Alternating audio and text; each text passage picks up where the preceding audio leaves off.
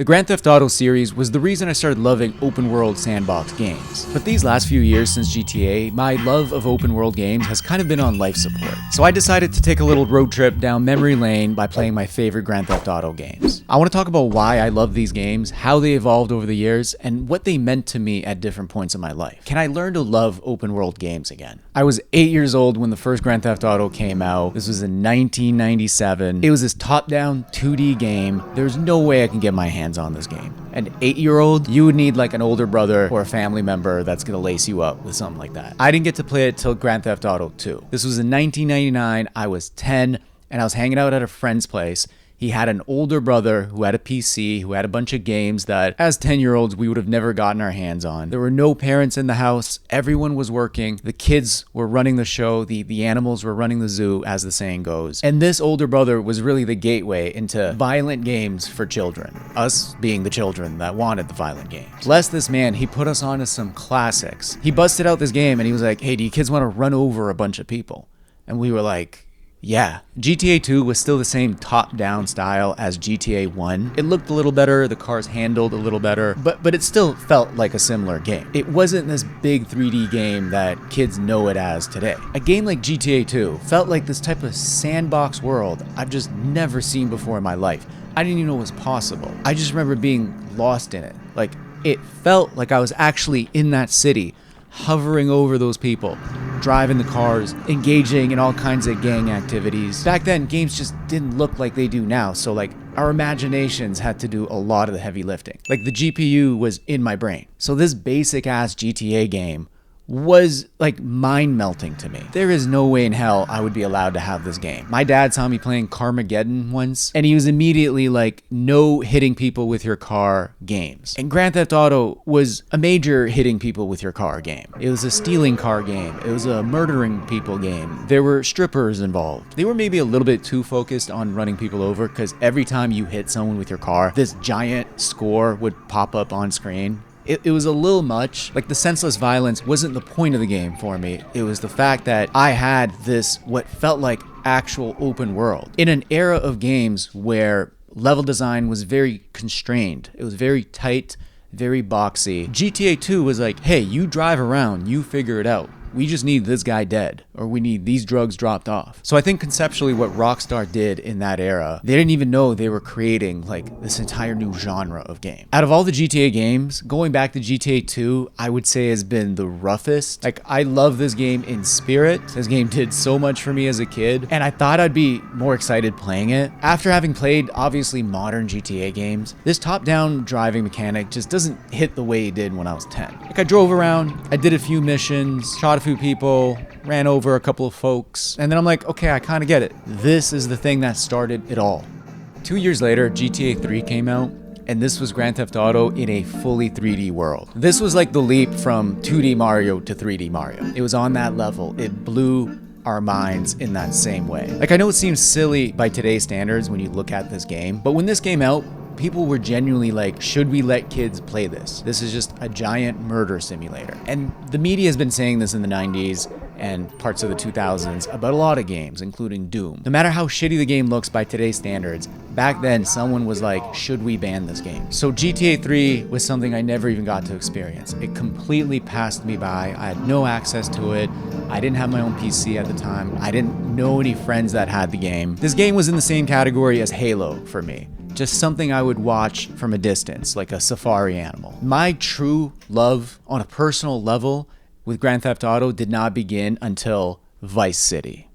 Vice City came out the year after GTA 3. I was 13 years old. I finally had my own computer, and I was in that prime early teen boy age to fully get into it. We're just kind of exiting our little baby boy era. Baby boy era had some great games. Like, don't get me wrong, but turning 13, I wanted to experience like a more adult game. And since I couldn't get my hands on console games like Halo, I played Vice City. For me, getting to experience Vice City at that age made me feel like a cultural connoisseur. I felt like I lived through the 80s. Like, this game to me just seemed so cool.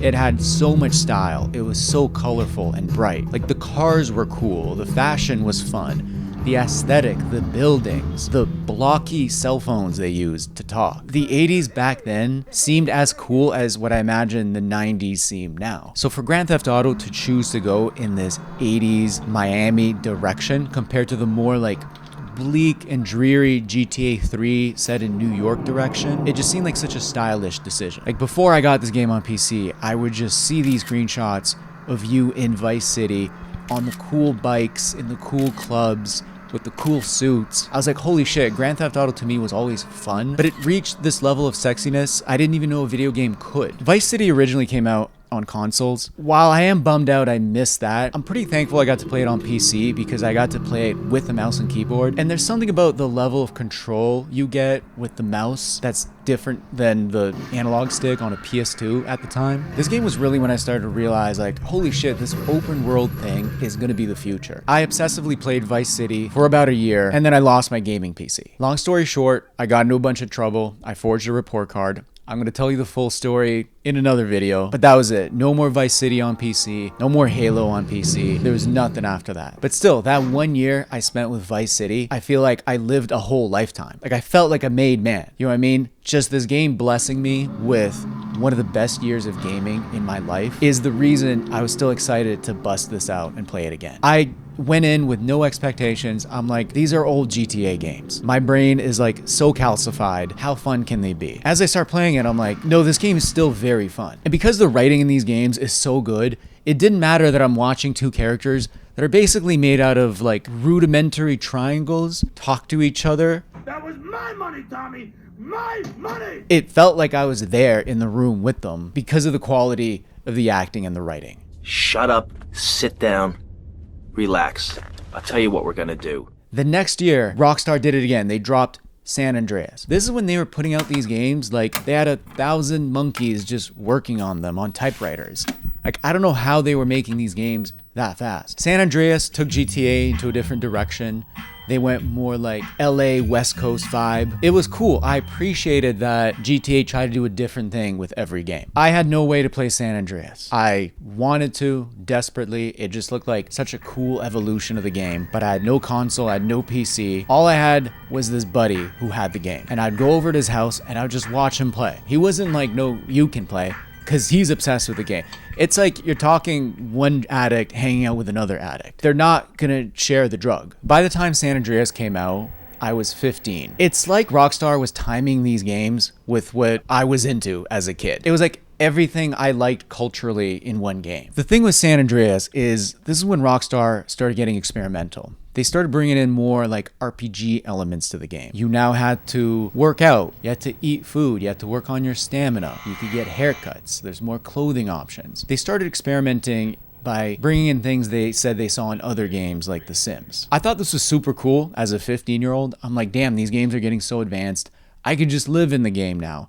I don't have to go to school or do all this other shit. I can just hang out with my buddy and we just go get some fried chicken in the game. The older I get, the more I start to become indifferent towards like life maintenance activities in games. I got a whole lot going on. I'm tired. Like there's a certain elegance to a simple game. And I know not everyone's gonna agree. For some people that added a layer of depth to the game. The game itself is still great. It's everything that made Vice City great. Writing and story and voice acting. You picked the wrong house, fool! Hey, Big Smoke! It's me, Carl! Chill! The cars handle better. You can just tell like the physics are better. It's still limited by the technology of the consoles and PCs of the time, but it is like a noticeable improvement over Vice City in terms of like things you can do. It's a little more gritty than Vice City. It's more like, oh, we're actually in the hood. But now that I revisit these games, I'm like, I kind of like the aesthetic of Vice City more. San Andreas is still an iconic game. 3 years after San Andreas, I turned 18, I moved out to go to college, and I got GTA 4. I was already more interested in dating. I had started drinking. I started making more friends. But this was still GTA. It's the next GTA on the next gen consoles. I'm not gonna be like, no GTA for me. I'm 18 now. I'm an adult. I'm a grown up. I'm not running around stealing cars and selling drugs and killing people. No, I still did all that. And unlike the jump from Vice City to San Andreas, GTA 4 felt like another dimension. It's hard to explain how different this game felt. Because as good as San Andreas and Vice City were, they were on a similar engine on the same generation of consoles. Like, you still ran like a little derpy guy. You still jumped kind of funny. There were no ragdoll physics. If you hit a guy with your car, he kind of just like floated over your car. The developers did what they could with what they had. GTA 4 felt like it did enter reality. Like, the first time I accidentally hit someone with my car in this game, I did feel bad. I was like, oh shit, like seeing their limp body fly over the windshield. Maybe it's good I played this game at 18 and not 10. It made San Andreas seem just like a silly little gangster simulator that kids played, and this was like a full-out felon simulator. And we got an Eastern European protagonist. So I finally got to see myself represented in this game. Sure, I was represented by a war criminal. During the war, we did some bad things. Bad things happened to us. But it was just nice to see Nico and his cousin Roman, because I'm Roman. This wasn't like Vice City that was all fun and neon and dance clubs. This was a traumatized guy from Eastern Europe coming to America to try to make a better life, but getting tied up in some bullshit and kind of ending it back in the same lifestyle that he left. As much as I was blown away by this game, after playing it back then, at that age, I still found myself missing Vice City. I was like, damn, did I peak with Vice City? I'm not saying Vice City was technically better or more impressive. I just played it at that time in my life where it had the biggest impression on me. Around the GTA 4 era, this is when open world games just started blowing up. On the same Xbox 360, I also played Assassin's Creed and Fallout 3. I can go anywhere, do anything in like whatever order I want. This is incredible. Why would I go back to just traditional level design after this? And I didn't think that would start to change. 5 years later, Grand Theft Auto 5 came out. This was 2013. I was 24 years old. I was already working my first office job. I was more of an adult than when I just moved out to go to school. Not like a real adult, because I was 24 and I was still a fucking idiot, but like more adult-y. And by this point, I honestly wasn't playing games as much. I was spending more time socializing. I was in a relationship. I was trying to figure out my career. But I got GTA 5 because when you grew up on GTA, this is just what you do. What's funny about this game, especially on a retro channel, is this is not really retro. This isn't even really an old game. Kids still play this game now. I played this in 2013. I only played it on the 360, I beat it, and then I just kind of moved on. And over the last few years, I've been blown away to find out that people are still playing this. It's crazy. This game is almost 13 years old now. The fact that I can put this disc in and play it now and it feels modern just tells you how ahead of its time this game was. It even looks great on this old CRT TV from 1996. Rockstar in its prime was like Bungie in its prime. They just kept putting things out and we would think, okay, that's like the greatest thing ever made. Like, there's no way it's gonna get better than that. And then they made it better than that. I would say after Vice City, this is my second favorite GTA. The reason for that is it kind of returned back to this bright and more happy GTA feel after GTA 4.